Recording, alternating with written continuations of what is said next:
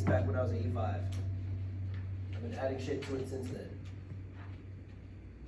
Hello, we're gonna go over basic chemistry, right? We're gonna go over glassware, most common agents, precursors, how to effectively avoid them, decon and safety measures, right? So I think it's really important that certain soldiers understand chemistry.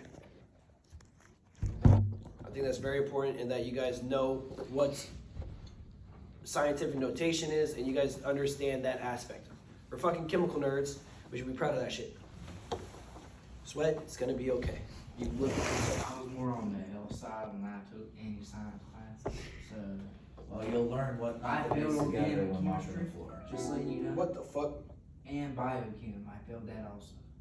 Well, I'm gonna make you pass it. Turn that shit off. In college, though, I did do it. I failed it in college. That makes you feel better. That does make me feel better.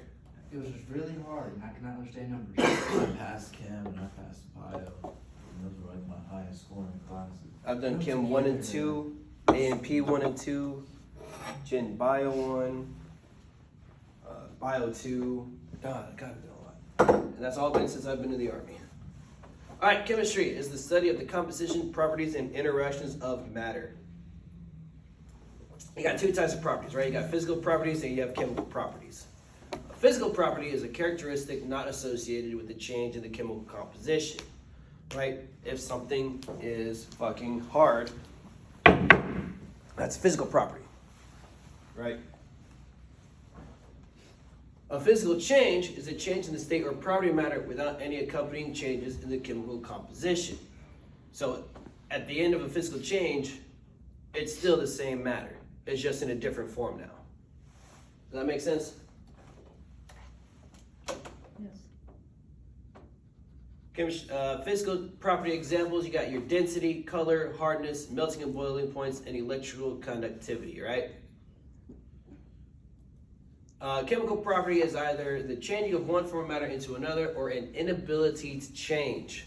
So these are things that are inherent to whatever piece of matter that you are dealing with. Chemical property examples, you got flammability, toxicity, acidity, and other reactions. So it's sometimes it gets kind of close, right? Flammability versus boiling points, right? Flammability, that's chemical, but boiling points and melting points, those are physical. The difference here is that the flammability can actually change the chemical structure, whereas a melting or a boiling point doesn't, right? Ice will melt, but some things can spontaneously combust given the right environments, and that doesn't have anything to do with their melting or boiling points. Make sense? Chemical changes are those that produce one or more different types of matter than the original. So if something is very acidic, when it starts reacting, it can decompose into two different types of matter. The salt and gas. Exactly. That's a chemical property, that's a chemical change. See, it's what you know. All right, periodic table of the elements, right? These are your metals. These are mostly man-made elements, all right? Your metalloids, your non-metals over here, and then your noble gases right here, right? Thing with these are almost all man-made. That's what got me a failed grade. Is it? The bottom part. That bottom part, right?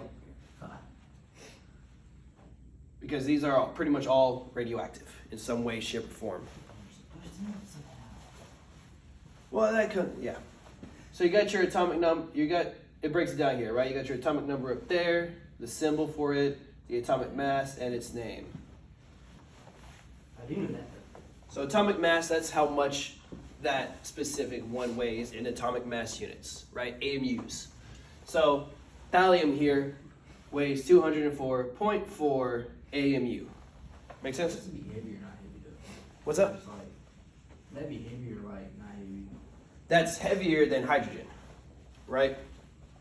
Individually, none of these atoms are very heavy, like compared to the world, but their atomic mass comparatively can be a lot heavier. For instance, aluminum is heavier than hydrogen, but aluminum is not as heavy as gallium. Make sense? Now your atomic mass is everything inside that atom. So that's your protons, neutrons, and electrons, which Neutrons weigh almost nothing, so we don't really concern ourselves with those too much. But your protons and your neutron and your electrons, those are important. Atomic number, that's the number of protons, right? Atomic mass, that's going to be your protons, electrons, and neutrons all together. Make sense? So how many protons does oxygen have? 6. No, 8. 8. There you go. I almost failed my eye test. Oh. All right, how many protons does xenon have? Noble gas. Is it like 8 Xe, noble gas. 54. 54, there you go. See? Not too complicated, right?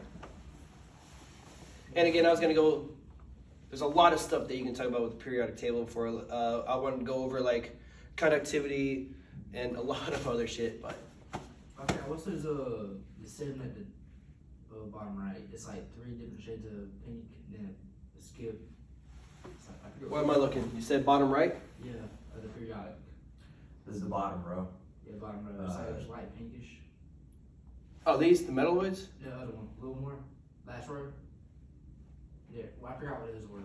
Those are all radioactive isotopes. Okay, I knew them. Wasn't that Also man-made right here. Like, they're not naturally occurring. Tweety? Scientific notation, very important. Make the large numbers small and make the small numbers manageable. Count the zeros. Count the zeros. So, with a negative exponent, in order to get a negative exponent, we move the decimal to the right. We start here. We go 1, 2, 3, 4, 5, 6, 7, 8, 9. 10 to the negative 9. Now, if we go here, this tells us that a negative exponent, we're going to move it to the left to expand it out. Make sense? Really, really easy stuff. I've seen scientific notation since high school. Don't worry, college throws it worse. It was all over my physics class. Yeah, that's what I just finished, so. I actually got a 99 in physics. I don't know how I did it.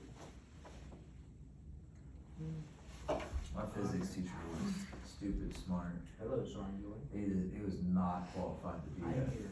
a high school teacher. You know, freaking master's degree in physics. No, no, I no. thought you said that was because I said So he's overqualified. you Huh? told us to be here. So I thought you knew I was. He used to be a government contractor. Yeah, it was Oh, it's everything not. was going. Yeah, it's just me here. Sorry now.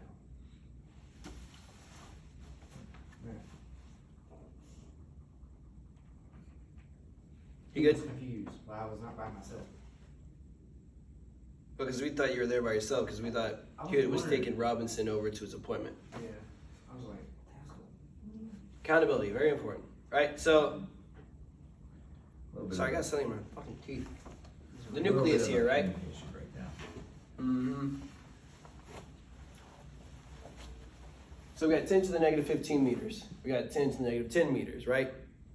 This is about 5 times, the nucleus is about 5 times smaller compared to the rest of the atom.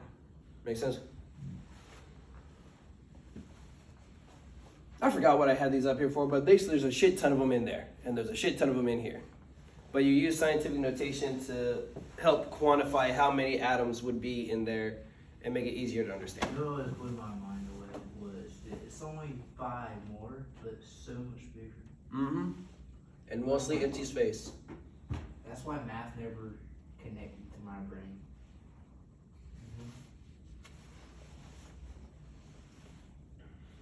It's like 100, 150. Bonds. You got ionic bonds and then you got covalent bonds. So a couple of differences here, right? In an ionic bond, an element that is going to be between elements that readily lose electrons combines with an atom that readily accepts electrons, right? It's often a metal and a non-metal together are often going to be ionic, melt at higher temperatures, and they boil at higher temperatures. And that's because of the ionic nature of the bond, where the electrons are not being shared, they're being stolen, basically. They are not electrically conductive. And go back over here. So metals and non-metals, right? All your metals over here, you got your non-metals here.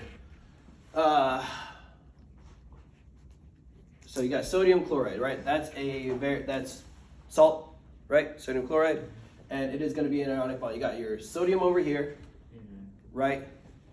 And you got your chlorine over here. Now there's this octet rule in chemistry.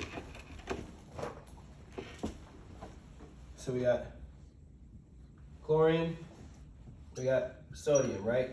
Now the octet rule is that every atom wants to have 8 electrons in their cloud, right? Because remember, when we go back down to the basics, in the nucleus we have what? Protons and neutrons. Exactly, and surrounding that, it is the electron cloud, okay? Which, there's a new theory out there that electrons behave more as a wave than they do in a cloud, as has previously been believed, but that's not important right now. You know what I'm talking about? Remember I take on that damn shit. Yeah. So, you got your atom here. You got your nucleus, right? And inside the nucleus, we got all these little atoms and all these little protons and neutrons. But then surrounding it, right now, in circles, in a little cloud, with different levels are all of the electrons. Now, in the outermost shell, because each one of these is a shell, making up the cloud, there are certain levels of how many there's supposed to be. It goes P1, P2, S1, so on and so forth. In all of your P's, there's 2. Please become a college professor after this. You should explain what my biology teacher couldn't. A year and a half. I'm just saying the truth. We asked this question and she would just be like, "It's a shell." I'm like, "But is it all the same shell? Different shell?" No, there are multiple levels. Yeah, but she would just be like, she wouldn't do that. You have your 2s and then you have Yeah, some, she'd just be like, "It's all 6 P's." and I'm like, that doesn't make sense in this equation. But then it goes to 4, and then 6, and then 8, and it just keeps going, right? Because remember, we go all the way up to fucking 118 down here, right? So once each shell gets filled, you go on to the next one. But then that last shell isn't going to be filled. And so it's going to take from the others. Now each of these groups, 1, 2, blah, blah, blah, blah, blah, all the way over to here. Okay, so 1, 2, 3, 4, 5, 6, 7, 8, okay? That's how you can remember that a little bit easier. Over here, these noble gases, they're called that because it's called the valence shell, right? The valence shell is the very last shell. Theirs is full. They're satisfied. They've got 8. Everyone else wants to get to 8, right? And so chlorine, where is it at? It's over here, right? How many electrons is it going to have in this valence shell? it's got 7. Exactly, it's going to have 7. So chlorine's over here. 1, 2, 3, 4, 5, 6, 7. Right? Sodium, how many is it going to have? 1. 1. Because this is an ionic bond between a metal and a non-metal, chlorine's a hungry, thirsty bitch and is greedy. It is going to take that electron so that it is full and it satisfies the octet rule. And that's how those ionic bonds work out. And because chlorine is taking it, now sodium is just kind of sad and lonely. Eat that. Professors didn't teach on this. But they couldn't. Didn't matter. Now, when you have ionic bonds, because of the nature of the bond where chlorine is taking it from sodium, they're going to have a higher melting temperature and they're going to have a higher boiling temperature because the bond is stronger than a covalent bond. They're not going to be very electrically conductive because of the strength of that bond. With weaker bonds, they're going to have more electrical conductivity. Sodium chloride melts at 801 degrees Celsius and it boils at 1,413 degrees Celsius. Versus water, which is a covalent bond, which melts at 0 degrees Celsius and boils at 100, right? So let's go over water. Dihydrogen monoxide, right? Hydrogen, oxygen, hydrogen. Oxygen has how many electrons in its valence shell? 6. 6. Here we go. We're gonna have 1, 2, 3, 4, 5, 6. What's hydrogen got? 1. 1. 1 over here, 1 over here. Now because hydrogen, right, non-metal, oxygen, non-metal, 9 times out of 10 is gonna be a covalent bond. There are exceptions. There are exceptions to every rule in chemistry, but it's gonna be covalent 9 times out of 10. And what's gonna happen here is they're gonna share. The non-metals are in the same category, so they're more friendly, right? They're willing to work with each other. So these bonds are gonna share. So remember, we have these electron clouds, right? So oxygen's cloud is going to merge with the hydrogen, and then those electrons are going to go back and forth between the oxygen and the hydrogen molecules, each one, right? Think of it just like, that almost looks like a smile. Just like a little circle going back and forth in between them. And because of that, because it's not staying with one, it is a much weaker bond.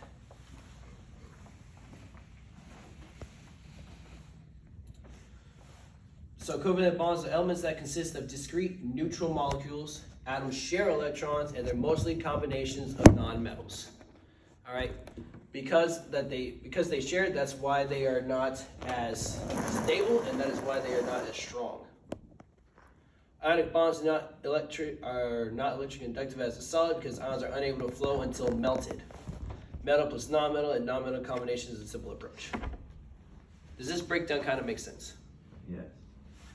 You just explained everything. I could have passed everybody in class with B grade. Damn. Instead, I had C's that got almost 0. Hey, C's get degrees. And I was like, that's why I'm here. This is going over nomenclature, how to name them, right? So you start off with, yeah. So we got our ionic, right? Metal and a non-metal. Metal forms one type of ion only. This would be a cation, right? Cation or an anion. We got the name of the cation for the metal, the base name of the anion for the non-metal. It gets us ide, right? Remember, this is calcium iodide. That is iodine, but because it's like this, it's calcium iodide. That's just the naming convention. That's just what a whole bunch of people from a long time ago that are all dead and fossilized decided. And that's what we go with.